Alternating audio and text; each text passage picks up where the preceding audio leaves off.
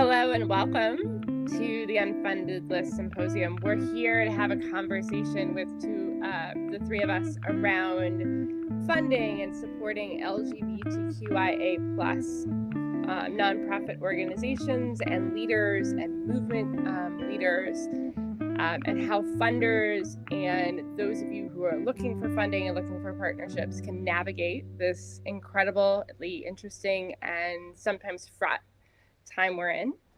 And I'm excited to have both Ian and Felicia join us.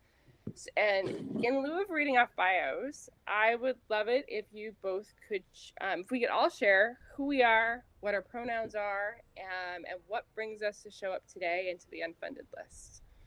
So I'm going to go ahead and let Ian go first. That's all okay. Right. My name is Ian Madrigal. I use they or he pronouns. I am based in Piscataway Land in Baltimore, Maryland. And I am a nonprofit campaign consultant, communications specialist, as well as a filmmaker who's now doing a lot of my own fundraising for that project, working on a documentary film. And I've been on the board of the Unfunded List, I think, for about 5 years now. So excited to be on this panel and talk more about my own experience fundraising, which I don't think I shared with this community before.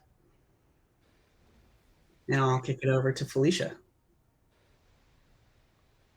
Thanks, Ian. My name is Felicia Perez, and I use she, her, they, them pronouns. And I'm here because, originally I start out and am grounded in my work as an educator. I was a public educator and a high school history teacher for 12 years. And if you are in public education, you know that fundraising is like your main thing. It is what you do to try and get funding for your classroom. It's under a system of capitalism, unfortunately, what we have to teach young people to do in order to fund their trips and their extracurricular activities and maintain those kinds of things. And that's really what my work is grounded in as an educator. I am currently now for the last decade and a half been working in narrative strategy work, which also sort of lends itself from being an educator, right? So I do narrative strategy work now where I train and help to skill up folks who are on the front lines, who are looking for funding to be able to create campaigns and create work programmatically where they're able to explain, what their organizations are seeking to get funding for. And so I end up doing work right now, both implementing things that I have learned for my own fundraising and also for teaching others, individuals and organizations to make strategic choices in their personal storytelling in order to get the goal that they're trying to meet. Awesome. Thank you both. I'm Christine Mendoza. I was a founding board member for the Unfunded List, but I am now simply a committee member and a reviewer frequently of plans. I lead Shore to Shore Advisory, where I work with people who have resources and help them navigate their social impact journey. So thinking from philanthropy and then stepping beyond philanthropy into corporate engagement and shareholder activism and impact investing and political engagement, really trying to leverage all the different spheres of influence they have to see and make the change they want to have in the world.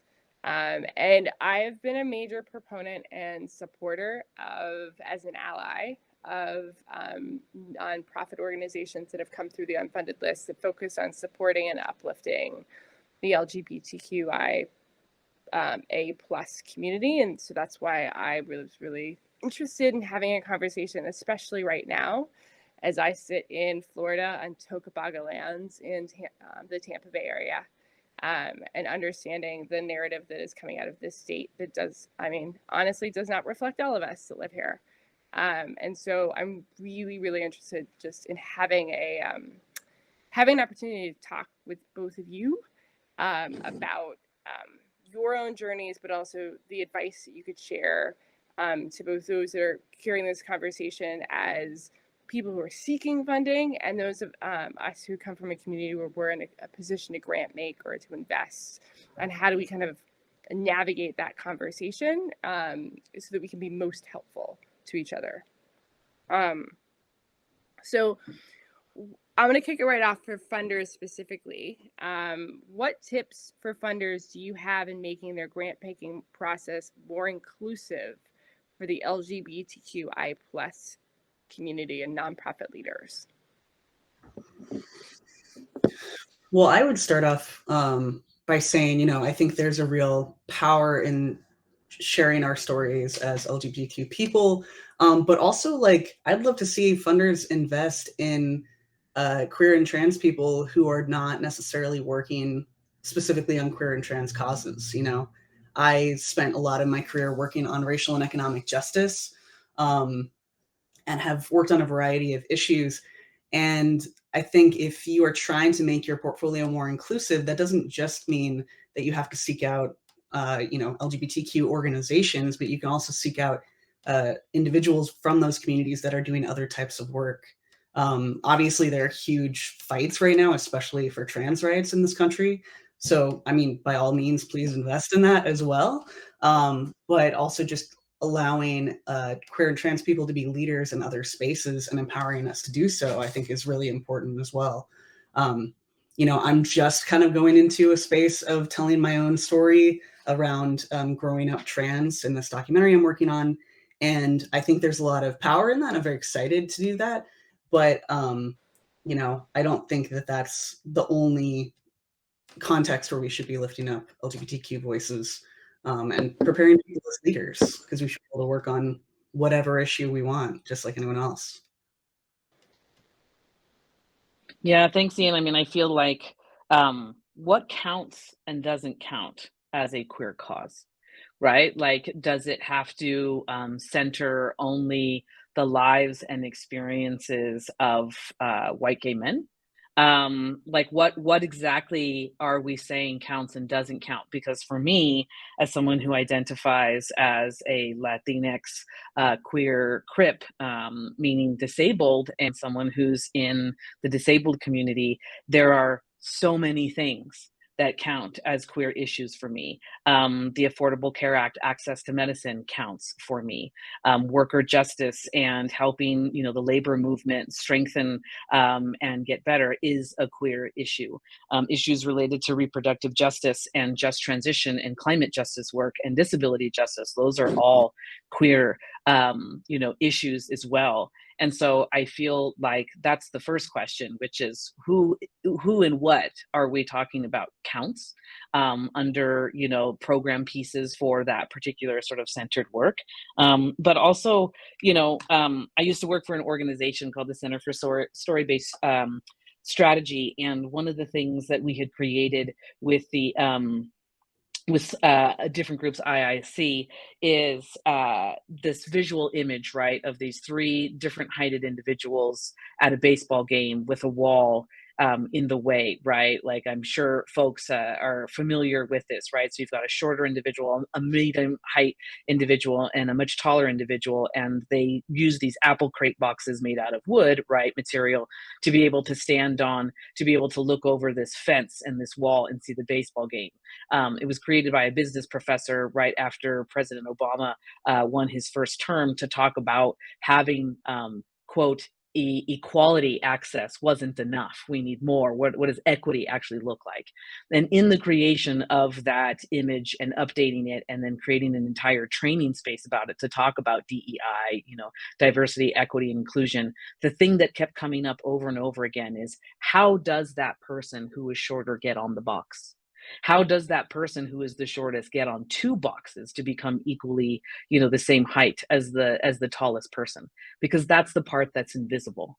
And how do we make that invisible part visible to funders in such a way where we say, in this day and age and time, where the day-to-day emotional life of people is so intense and so hard, really, a 15 or 40-page document to fill out to describe the impact of your work in order to get the funding is real intense. And that is the invisible work that a lot of times grantees need to just suck it up and just sort of like, we see it, we know it. Oh, how long is that application process? When is the deadline for it? And in the disabled community, we have an entire idea called crib time. And disability justice brings up crib time. And crib time is about the world bending to meet the needs of folks, because time is the thing that actually creates the most injustice and separation from one another. Who has more of it? Who has less of it? And what do they have to use their time for? Right? And so crib time really is this idea that you are going to bend, quote, the rules, change what the rules are, so that people don't have to bend their bodies to meet this time, but that time can bend to meet the bodies and the needs. And bodies include our mental health, right? In terms of all these different kinds of things. So when we talk about access, that's what I'm most interested in terms of like really getting, funders and foundations to know, like, access isn't just saying you're included in who can apply. Access is also about acknowledging and understanding that the things that you don't see also need to be addressed. You can apply, and here's the flexibility in the deadline. It's open-ended. Here's how you can apply, and the application process isn't going to take most of your life, because frankly, many of us do not have that much time in our lives to be able to get the funding that we need to get these stories out, to have the impact that is needed to make the changes that are so desperately demanded of us at this time. So might have gone on a little bit. I'll stop. Okay. No, you said what I was trying to say, but better and more expansive. Thank you. So part of this conversation is about storytelling, and storytelling, especially in this space, in this time, can be challenging. So I wanted to know how each of you approach being authentic and sharing your story when you're looking to build relationships with funders and potential partners for your projects, while at the same time preserving your mental health and also your safety. So I can talk a little bit more about the project I'm working on now, which definitely has a lot of those considerations at play. So I'm working on my first feature film, which is a documentary basically using home videos of me when I'm a child, telling my mom starting at 2 years old that I'm a boy. And, it kind of goes through those home videos into my adolescence, which, involves both gender, but also like issues within my family, a lot of mental health struggles within my family. And then it's going to go into the present with processes that I'm undergoing now to kind of reconnect to younger versions of myself and heal some family relationships and things like that. And so, the whole pitch for the film is very much based in my personal story. And as I mentioned, this is kind of new territory for me. I haven't mostly worked on such a personal lens before. I've worked on larger issues, larger movements that usually don't center me or even the identities that I hold. And so it's been a challenge in kind of figuring out how to do that, because obviously, I think a lot of good documentaries are very vulnerable and let us into some corners of our lives we might not otherwise be public about. And so I've been having to like share a lot of myself in just the process of creating the film. But with funding, what I've found is, I try to be careful about which parts of the story that I highlight, because there are a lot of different directions that I might want to go. The film isn't made yet. We're kind of in early production at this point. I'm not sure exactly what's going to finally be in there. So, the things that are a little more tender to myself that I'm still figuring out how to say on film, I keep those a little bit closer to the vest. But there's also a lot of feedback that I've gotten at certain junctures, especially from cis funders who are, interested in kind of the trans 101 stuff, right? They're interested in my transition and, steps that I've taken and things, or they're interested in like, oh, are you going to interview, friends of yours from when you were young and talk about how wild it is to see you change. And I'm like, no, like that's not interesting to me. And also, you know, a little invasive. I'm not trying to create media that's focused on kind of the medical pieces of being trans. Because one, I think that's been the primary thing that people have done so far. So I don't think we really need it. But also, you know, I think conversations about our bodies can be really unhelpful a lot of the time. And so one way that I've kind of navigated that so far is finding the things that I am comfortable being vulnerable about, really developing my story in those regards, and then kind of being able to pivot the conversation to those things, so that I am being open about myself and my story and what's going to be in the film, but I'm not necessarily satisfying the morbid curiosities of some people. And then, you know, if I do get really specific questions about medical things, I just try to make it as boring as possible. It's like, yeah, I started taking testosterone in 2018. I had top surgery in 2019. That's all I'm going to say.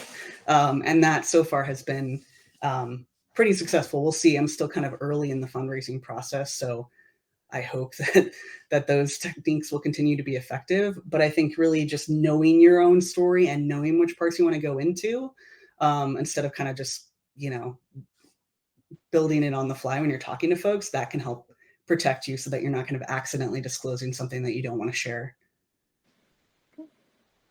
Felicia, do you have anything to add? Can you do me a favor and repeat the question? I just want to make sure that my thoughts are going to hit it. Yeah, so I wanted to talk about, like, how do you approach being authentic and sharing your story, but at the same time, like when you're looking to build relationships with either partners or, you know, funders, in Ian's case on projects, while at the same time like preserving your own mental health and keeping yourself safe, depending on depending on who you're having conversations with. Great, thanks.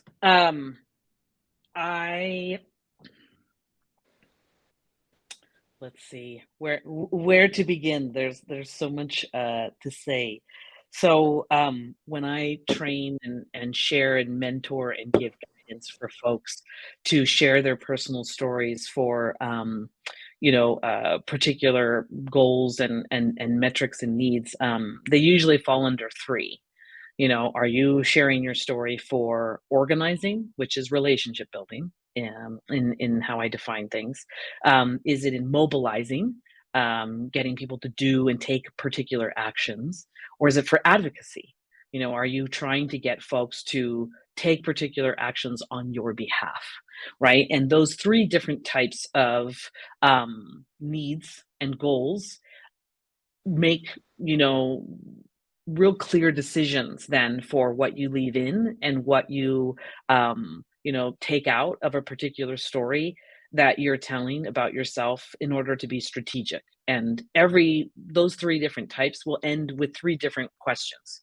So if you're organizing and trying to build a relationship, which you might do with particular funders or foundations, you tell your story and you end with the question, how about you? Because it's about relationship building. So you're wanting to create a reciprocity, right? A relationship that's based on give and take. And so if you're trying to build that relationship with a funder or a foundation or something, or someone in that way or shape or form, if you're not directly asking the question at the end of your story, so how about you? You're implying that in the story that you're telling. So you're not just trying to, give a window into your life. You're trying to hold up a mirror. So you're trying to have your story be as human and as relatable as possible, because that's your intention, right? To have somebody feel like, oh my gosh, I'm so glad that you're talking about this. I too have experienced that, or I too know somebody who has experienced that. And so I feel like I know something about it. And so I'm even more inclined to not have reservations or questions or need to know more information about it. If your story is being told and you're sharing it to mobilize people to take action, funder, I want you to fund this right now, then the question is different. Less, how about you? And more, can you do this right now? It's very direct. So some of the strategic parts to how you would change that story is to really talk about the urgency. So time really comes into the story that you're trying to tell. And maybe time wouldn't have been a character or something you would have really talked about in relationship building, because in order to build a relationship, you might have more time to do so, right? So on and on. And if it's for advocacy work, then the question you're asking is, can you share this? Can you play a part in telling this story on my behalf now, or, infinitum, in terms of like how far into the future? And so I say all that because in 2019, I was asked by an organization to play a part in a campaign commercial around the Trump presidency and maintaining and keeping the Affordable Care Act and protecting it as a policy. And campaign commercial, you mean this is going to be played in people's televisions and online, and people are going to see this in mass? And that was incredibly terrifying, because at that time, and still now, and before that time, for many of us in the LGBTQIA plus community, putting our faces and stories out there with any relationship to where you can find us and what people who love us look like is a dangerous thing to do, because we are putting targets on our back and saying, look over here, this is who you want to target. At the same time, I said yes to doing the commercial, even though, to be honest, 12 hours before I was about to cancel and pull out.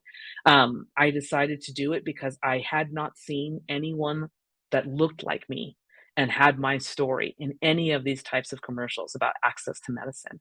And so it meant that there was never a connection where I felt seen, where I felt like the advocacy looked like what I needed in particular. So it felt like it was worth the risk.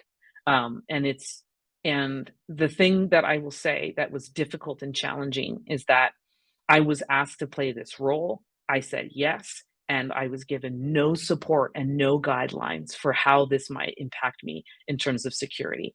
Nobody said to me from the organization, take all your social media and make sure that it's secure. Make sure that your face isn't on any of your social media. Do not read any of the comments, although that part I did know.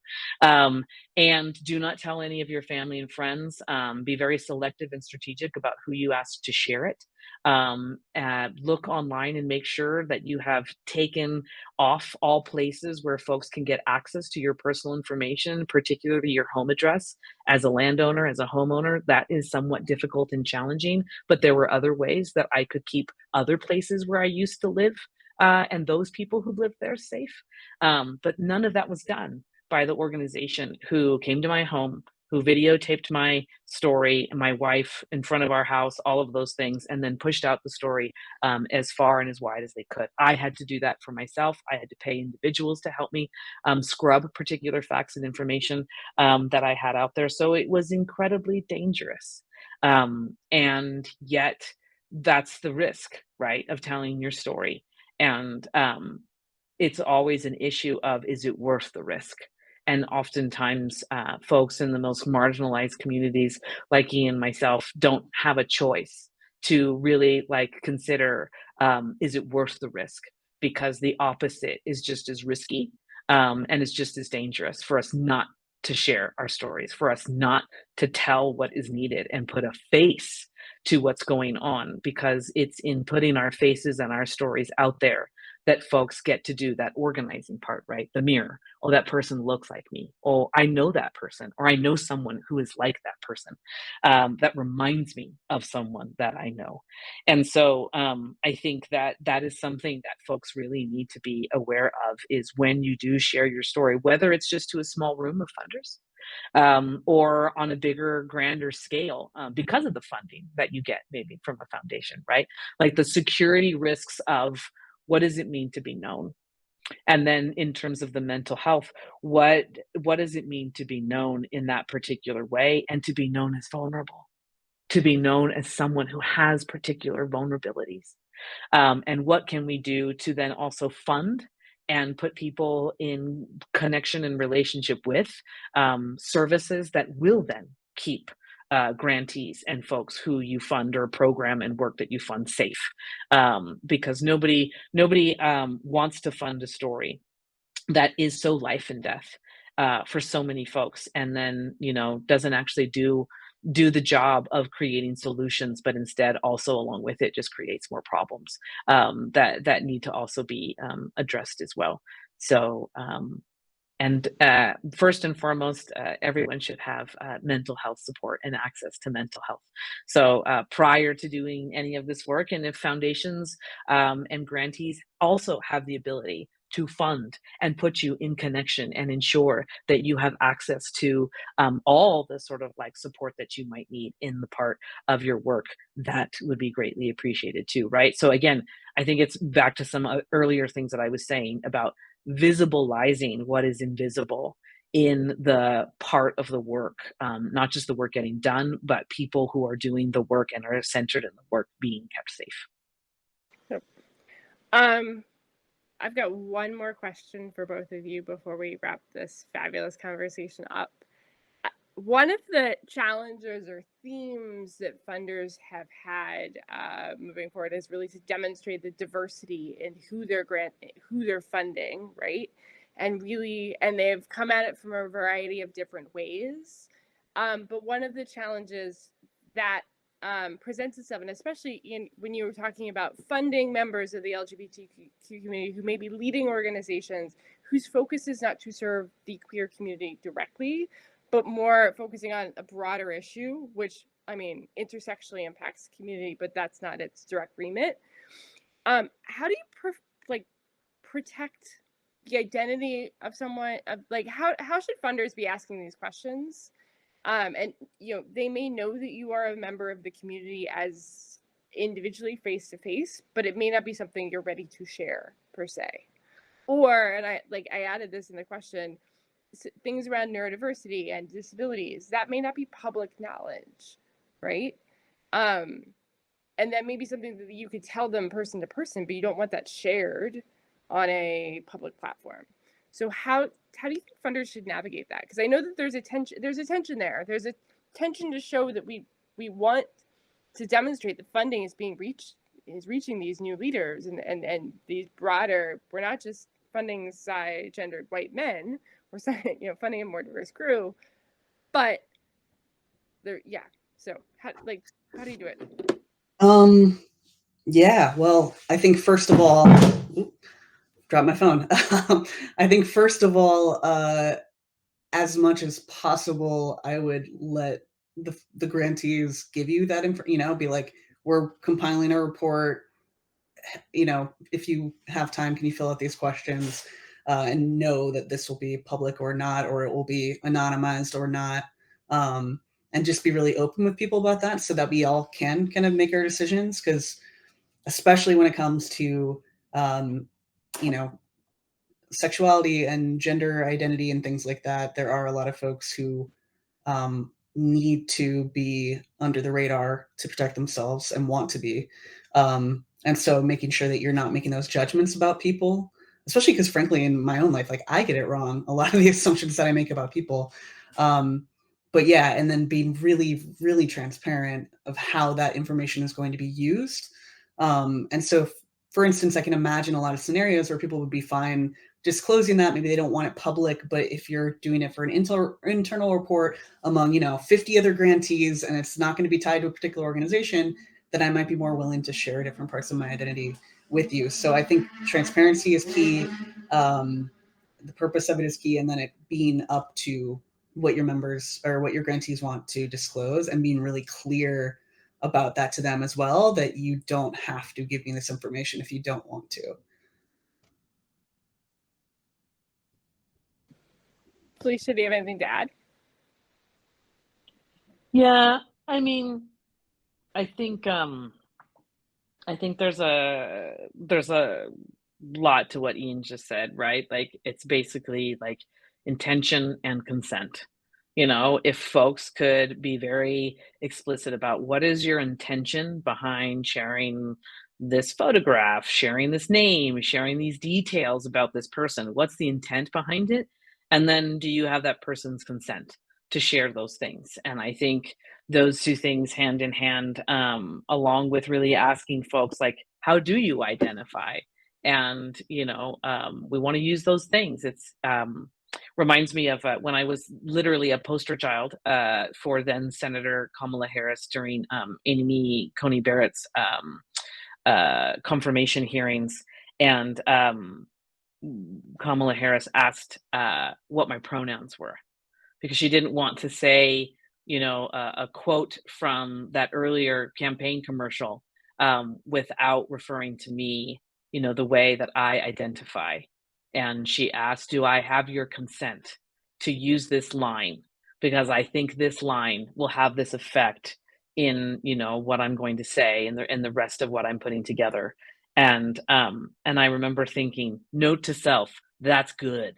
That's good. Thank you for that. Thank you for asking my pronouns. Thank you for asking about those things. Like in my world, in social justice organizing, like that's what we do. But I wasn't expecting that from anyone else.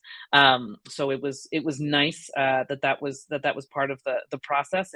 And to that end about all of these things, I just really also want to put a fine point on we just need to make some progress. Like progress over perfection. I feel like too often folks do not even try or get stuck or start and then stop because, well, it's not going to be perfect. Like it's not going to be what is needed right now. And doing something towards what is needed is so much better than doing nothing and just talking about it and then ultimately deciding that there's nothing that you can do. Yeah, I would also add, just throughout all the steps of this process, being really mindful of the power dynamic between a funder and a grantee.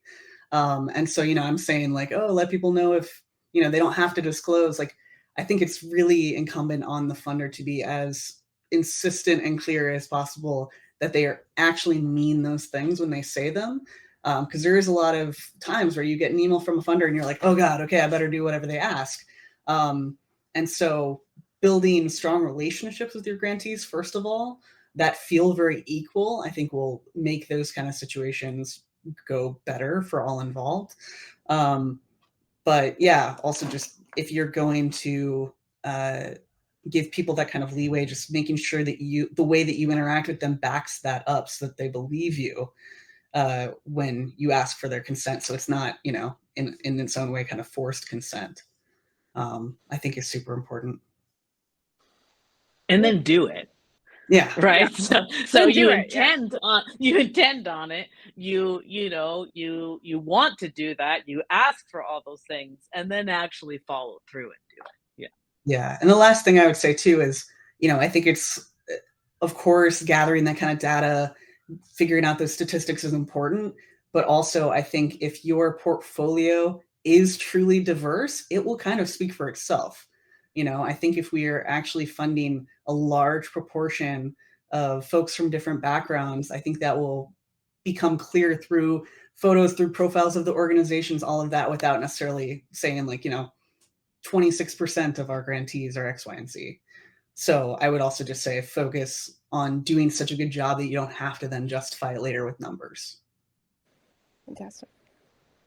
And I just want to use this opportunity to ask if you guys have any other things that you'd like to share, thoughts that we might not have covered, because I don't have any more questions, but I figured I would throw it open to you all.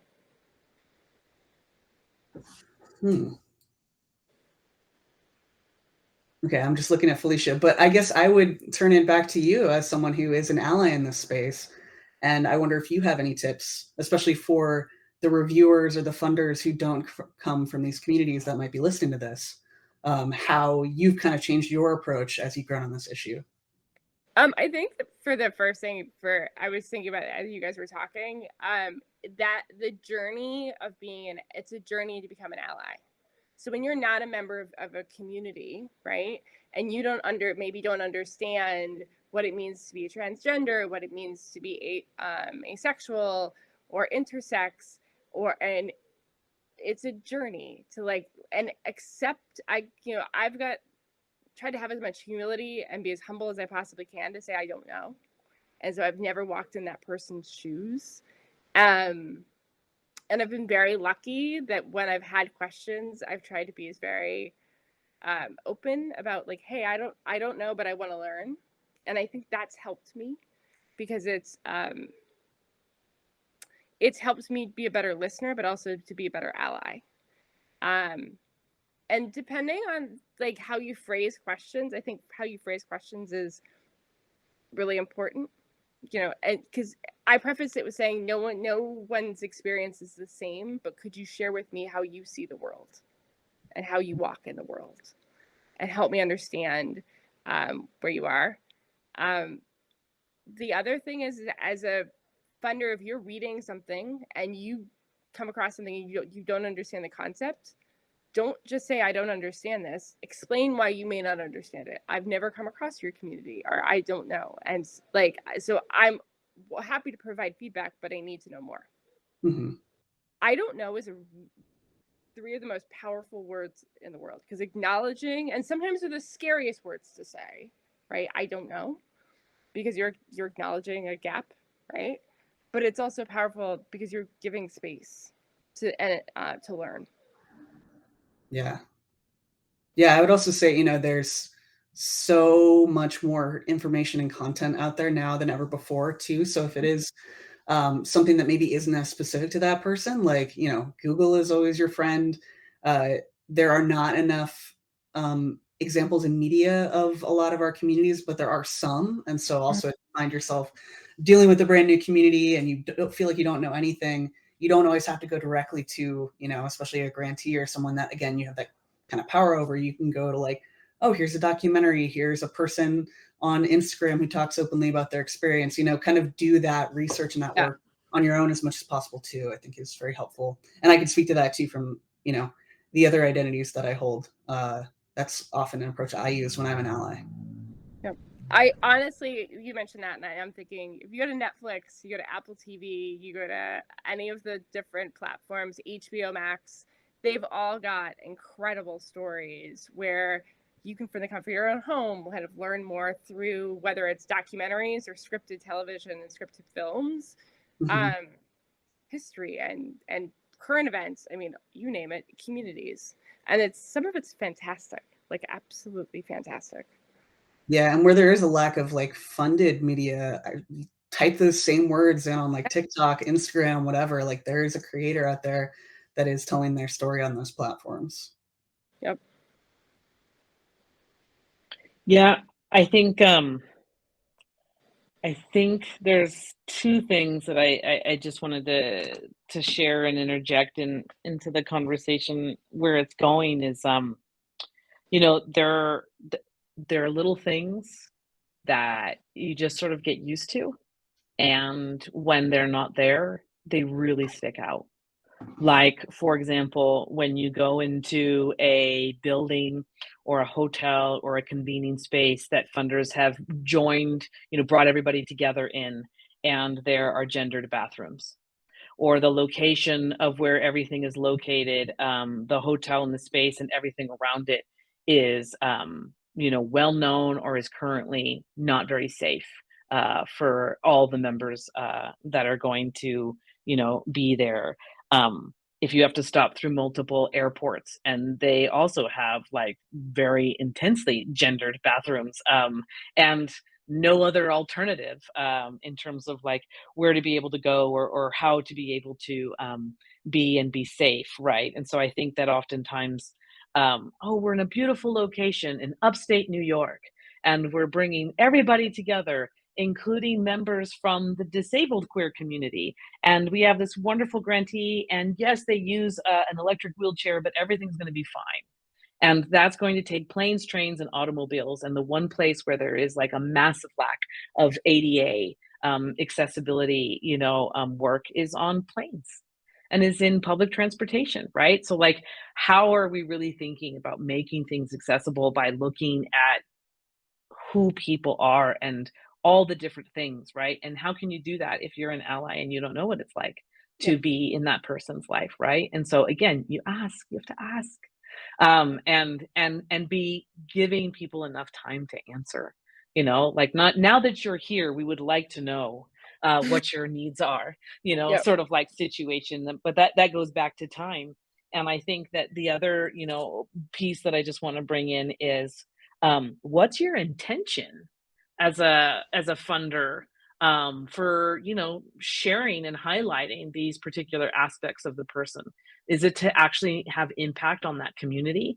Or is it to have impact in the community where you reside, where you get to say, look at all these projects that I fund. Look at me and all the good work that I'm doing.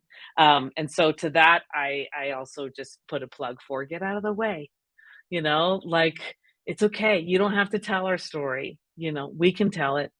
Provide the platform, open the doors, give the funding, give it all back, so that it can be done in a way that actually has the impact that I would hope and think that so many folks would want to have. Pass the mic. Yep, pass the mic. All right. Well, thank you so much for both spending time with us to have this conversation and to share it with the world and with the Unfunded List community. I really appreciate it. So have a wonderful day. Absolutely. Thanks. Thank you. Thanks, you too.